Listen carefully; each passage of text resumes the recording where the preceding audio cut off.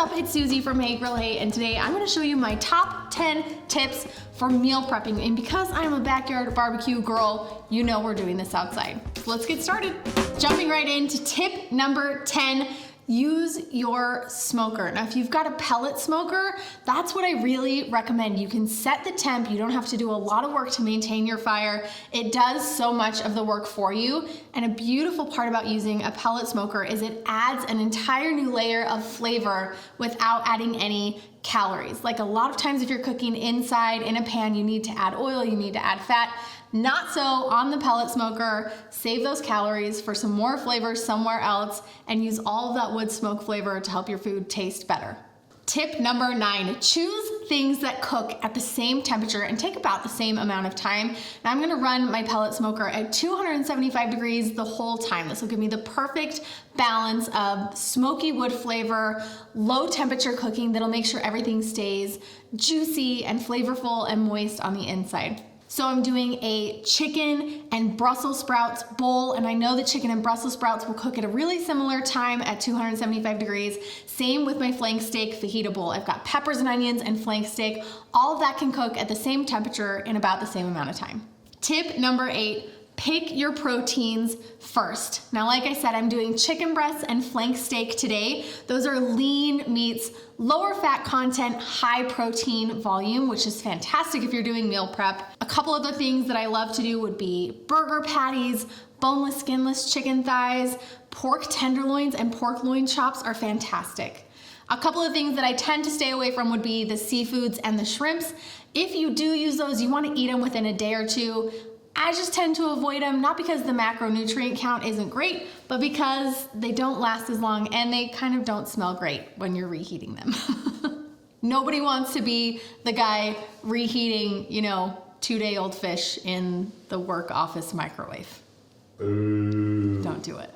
Tip number 7, get creative with your carbohydrates. One of the great things about meal prep is getting to balance out all of your macronutrients. Switching out carbohydrates is a great way to keep things interesting flavor-wise. So today I'm using quinoa, but I also love to use brown rice or lentils or cooked beans. Sweet potatoes and roasted potatoes are also fantastic options. And each one of those things lends themselves to picking up additional flavor from whatever you put in there. Lemon zest, seasonings, herbs, all of that can create a really delicious base layer of flavor for your meal prep. Tip number 6, choose your veggies wisely. I like to pick things that are really hearty and tend to be a little bit more firm. They stand up better to the reheating process. So I lean towards things like Brussels sprouts, peppers, onions, but we also love broccoli, cauliflower, zucchini, squash, mushrooms. And for every veggie that you pick, I would recommend that you actually undercook it just a little bit while you're meal prepping, because then when you're reheating, you give yourself a little bit more of a window as you warm it back up so you don't end up with mushy veggies. Tip number 5, go crazy layering in flavor with your seasonings. Now, I recommend going with seasonings that are sugar-free because then you don't have to worry about tracking any additional sugar in your meal prep if you are counting calories or macronutrients. I have 4 different seasonings that I sell that are sugar-free: my beef rub, my fiesta seasoning, my chicken seasoning, and my fish and veggie rub. All of them are sugar-free. I also have a bunch of recipes on my website, so if you need something with no sugar or you're specifically looking for a low or no salt alternative, making your seasonings from scratch is great because you can control exactly how much salt is going in there, or you can leave the salt out altogether and still get all the benefits of the flavor of all these different herbs and seasonings and spices. Number 4, go crazy with sauces. I think sauces are the ultimate mix and match when it comes to meal prep because it allows you to completely change and alter the flavor of an entire dish from one meal to the next. I like to use either low-calorie options like pico de gallo or salsa or bruschetta, things that can really alter the flavor profile with brightness and freshness and acidity, with healthy fat options. Like today I'm going to be making a ranch with an avocado mayo, and avocado oil is a really healthy fat, or guacamole with fresh avocados. So it gives you the option to build in those healthy fats and a ton of flavor. Tip number 3 is portion sizes. Now you can weigh and measure everything out if you're really going for specific goals or your bodybuilding or your muscle building or whatever your needs are. I'm actually gonna roll this into tip number 2, is your containers. So I like to use meal prep containers that are clear. I like to use the glass containers so I can see what's in them, but I also like the ones that are pre-portioned. This helps me kind of divvy out the portions for all of the meals that I'm prepping. But I also prefer the glass storage containers for reheating. So tips 3 and 2 kind of combine into one. Portion sizes and making sure you get some good containers. Another nice thing about these glass portion containers is when you are reheating, it keeps each thing separate. So you're not necessarily getting like Brussels sprout juice in with your quinoa and in with your chicken. It kind of all stands alone. I mean, I'm not scared of my food touching, but sometimes when you're reheating, you don't want it all to blend together. You know what I'm saying?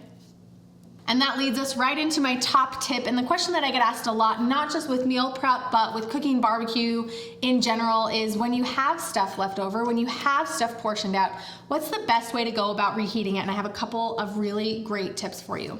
Utilize your microwave's power level settings. Now you can change the power level on most microwaves. I recommend running it at 50% of normal. If you can't find the power level setting on your microwave, use the defrost button.